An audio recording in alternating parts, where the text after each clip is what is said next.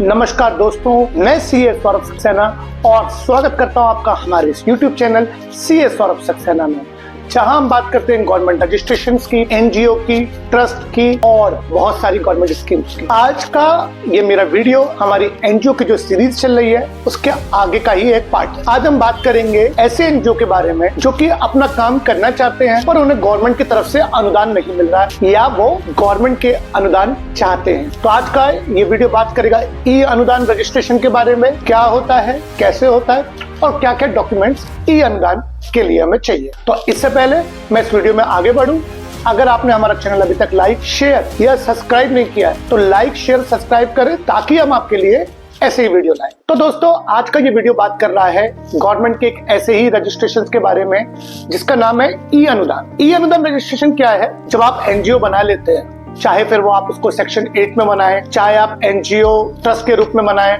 Society के रूप में बनाएं, हमको चाहिए होता है पैसा ताकि हम सोसाइटी को सर्व कर सकें। चाहे मैं बच्चों की शिक्षा के लिए काम कर रहा हूं, बच्चों के खाने पीने के लिए काम कर रहा हूं, मेडिकल से रिलेटेड काम कर रहा हूं, तो पैसा तो चाहिए बहुत सारा। कई बार हमें प्राइवेट डोनर मिल जाते हैं, वो प्राइवेट डोनर अपनी डोनेशन से हमारे एनजीओ में अपना चंदा देते हैं जिससे हम काम कर सकते हैं। पर कई बार गवर्नमेंट भी अपनी बहुत अलग अलग स्कीम निकालती है, डिपार्टमेंट ऑफ सोशल वेलफेयर, और उस स्कीम के अंदर हमें अनुदान मिल सकता है जिसका हम इस्तेमाल अपने चैरिटेबल ऑब्जेक्ट के लिए कर सकते हैं। ये स्कीम सेंट्रल गवर्नमेंट के द्वारा भी हो सकती है और ये स्कीम स्टेट गवर्नमेंट के द्वारा भी हो सकती है। पर प्रॉब्लम ये है कि आप एनजीओ चला रहे हैं, इसी तरीके का काम कर रहे हैं जिसके लिए गवर्नमेंट ने चंदा या एनजीओ के लिए डोनेशन का कोई प्रोग्राम लगाया है, ये गवर्नमेंट को कैसे पता चलेगा? सरकार को कैसे पता चलेगा कि आप भी इस क्षेत्र में काम कर रहे हैं? तो ई अनुदान रजिस्ट्रेशन कराने पे आप सरकार ने एनजीओ का एक डाटा बना रखा हुआ है चंदा देने के लिए, उसके अंदर अपना नाम दर्ज करा लेंगे। ई अनुदान क्या करेगा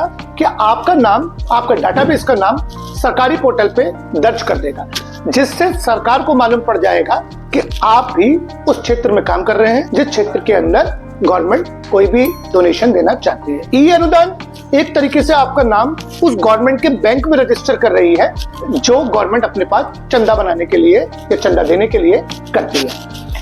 बात होती है कि ई अनुदान से फायदा क्या होगा। मान के चलिए ministry of department social welfare ने कुछ बच्चों के खाने पीने या मिड डे मील से रिलेटेड अपना एक कैंप लॉन्च किया और आपका भी एनजीओ वैसा ही है। आप पात्रता जो गवर्नमेंट ने रखी है कि मान के चलिए 3 साल पुराना होना चाहिए, इस ऑब्जेक्ट में काम करना चाहिए, इतने रुपए का चंदा कम से कम उसके पास हो, वो सारी पात्रता आपकी पूरी होती है। तो अगर आपकी वो पात्रता पूरी होती है और आपका नाम उस डाटाबेस में है तो आप चंदा मिलने के लिए योग्य हो जाते हैं। बात आती है कि इस ई अनुदान रजिस्ट्रेशन करने के लिए आखिर हमें क्या क्या डॉक्यूमेंट्स की जरूरत पड़ेगी और कितने दिन में ये रजिस्ट्रेशन हो जाता है। डॉक्यूमेंट बहुत सिंपल है। आप एनजीओ अगर ट्रस्ट के रूप में रजिस्टर्ड है, सोसाइटी के रूप में रजिस्टर्ड है, सेक्शन 8 कंपनी के रूप में रजिस्ट्रेशन है, आपको चाहिए उसका एक रजिस्ट्रेशन सर्टिफिकेट। साथ में आपको चाहिए एक एनजीओ दर्पण का भी सर्टिफिकेट। एनजीओ दर्पण क्या होता है? एनजीओ दर्पण आप नीचे मैंने डिस्क्रिप्शन में भी दे रखा है, आपको शॉर्ट में समझा देता हूँ। दर्पण रजिस्ट्रेशन मतलब आप सरकार के,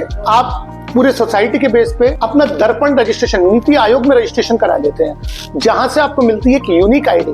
वो होना अनिवार्य है। अगर वो नहीं है तो पहले आपको दर्पण लेना पड़ेगा, इसी के बाद आप ई अनुदान करा सकते हैं। तो दर्पण रजिस्ट्रेशन होना चाहिए, सोसाइटी के रजिस्ट्रेशन कागज होने चाहिए, जो उसको देख रहे हैं उनके मेंबर्स के कागज होने चाहिए, बैलेंस शीट और आपके जो बेसिक केवाईसी डॉक्यूमेंट है, रिटर्न, आपके सोसाइटी के कागज, आपके डायरेक्टर्स के केवाईसी, डायरेक्टर्स सेक्शन 8 हो तो, या फिर मेंबर अगर वो ट्रस्ट सोसाइटी हो, और अगर आप पिछले काम कर चुके कई सालों से तो आपके सोसाइटी के फाइनेंशियल डॉक्यूमेंट्स चाहिए। ये सब रजिस्ट्रेशन करने के बाद 3 से 4 दिन के अंदर आपको ई अनुदान का रजिस्ट्रेशन मिल जाता है और ई अनुदान रजिस्ट्रेशन के बाद आप योग्य हो जाते हैं। आप गवर्नमेंट के अलग अलग प्रोग्राम्स के अंदर अगर आप उसकी पात्रता पूरी करते हैं तो आप वहां से अनुदान ले सकते हैं। तो हमने अभी तक जो सीखा था कि एनजीओ के रजिस्ट्रेशन के लिए हमें नीति आयोग का चाहिए रजिस्ट्रेशन, अगर अब मुझे फॉरेन से पैसा चाहिए तो हमें वहां का रजिस्ट्रेशन कराना पड़ता है, और अगर मुझे सरकारी चंदा चाहिए तो मुझे चाहिए